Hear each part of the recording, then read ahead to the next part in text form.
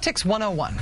In the first midterm election after a president is elected, the president's party loses seats. Just about every time. You can set your watch to it. This time, Republicans are raising expectations that they will not only gain seats in this election, they think they will go all the way. They will gain control of Congress like they did in 1994, the last time a new Democratic president had to face his first midterm. In 1994, though, the so-called Republican Revolution had a face. More than a mascot, less than a leader. He was the party personified in that election by a specific Republican official. It was Newt Gingrich. And Newt Gingrich became Speaker of the House after that year's big Republican gains. As Republicans try to replicate 1994 all over again this year, who's going to be this year's Newt Gingrich? Who's the Republican counterweight to President Obama? Who represents to voters this year what Republicans have to offer? Sometimes, in looking for this year's Newt Gingrich, Republicans have just gone with actual Newt Gingrich again. Given how things worked out once Mr. Gingrich became Speaker, when he got charged with the largest ethics fine in history and then quit, old Newt might not be the best choice for the role of the new Newt. Similarly, while there is much popular interest in the ways and sayings of former vice presidential candidate Sarah Palin, the fact that she, too, quit her job in politics and functions only now as a media celebrity makes her also an awkward choice. Republican Party Chairman Michael Steele, well, he has the right job as party chairman to play the role, but it's only commie pinkos and TV show hosts like me who want Michael Steele to be on TV and in public talking every single day of the year, including Sundays and holidays. Actual Republicans don't seem to feel the same way about Mr. Steele. Other candidates for the job of being the Republican counterweight to Obama have risen and fallen over the course of the past year. There are the clear candidates in waiting, like Mitt Romney, who can't get near a microphone without inexplicably talking about how much he hates France. Also, Minnesota Governor Tim Pawlenty. There have also been Republicans given big stages on which to speak this year, and in some cases, Bobby Jindal, big stages from which they visibly fell off of. Some Republicans have been allowed to introduce big national policy proposals, like Congressman Paul Ryan's budget, in order to boost their national profile.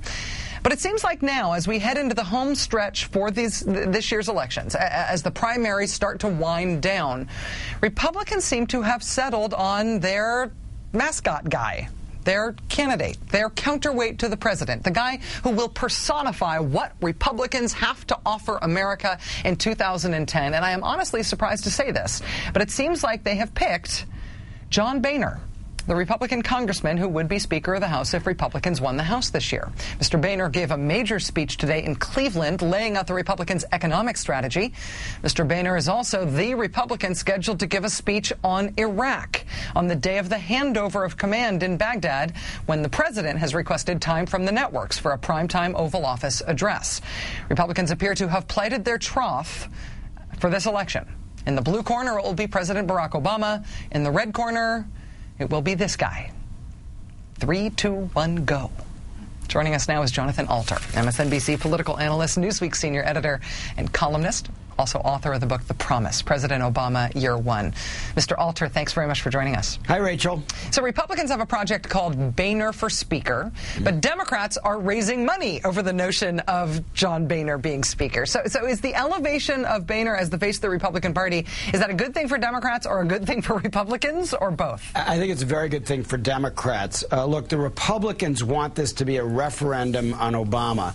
The Democrats want the midterms to be a choice. The path that they're on, or, return to the past and George W. Bush.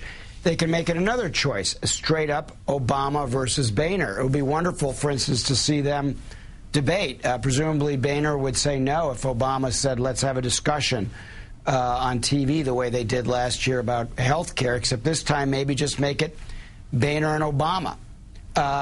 The point is, he's an excellent foil for the Democrats, and it's not just because of all the jokes about his orange complexion that politicians have been using for the last couple of years.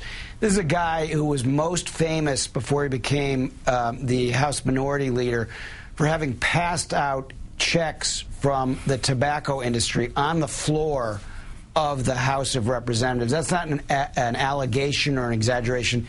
He actually did that. And in the years since, you know, he's no Newt Gingrich when it comes to talent. He just doesn't really have any political chops. So I think the Democrats are just delighted that he's stepping forward. Well, in terms of why this has happened then, I mean, Republicans aren't strategically dumb heading into a big important election like this. Why would they be putting Boehner forward in this way? Nobody had to give a big economic speech about the Republican counterpoint to the Obama economic policies. Nobody had to make a big policy speech that was going to get attention for having called for the resignation of all the economic team. Nobody has to give a counterpoint speech on Iraq on August 31st. Why are the Republicans putting him up?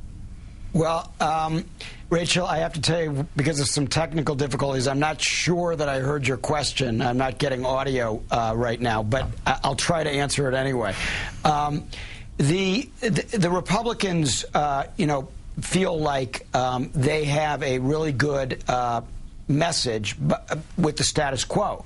And so they feel free to kind of distort the Obama performance. So, for instance, when Boehner said today that, quote, the stimulus has gotten us nowhere, that's not an opinion. It's a factual misstatement.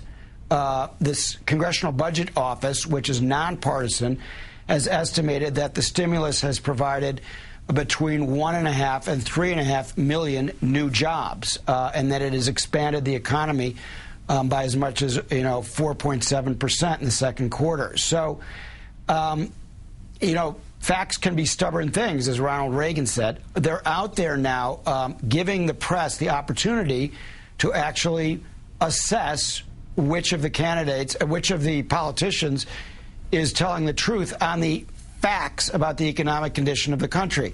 And on that basis, if we can get back into what's sometimes called the reality-based community, maybe we can have a real argument based on facts as opposed to opinions. And I think the Democrats' challenge, Rachel, is to tee this up appropriately, and it should be done on Boehner's and the Republicans' decision to argue this on taxes, on extending the tax cuts for the wealthy. So the Democrats now have an opportunity to say, okay, that's about $300 billion minimum.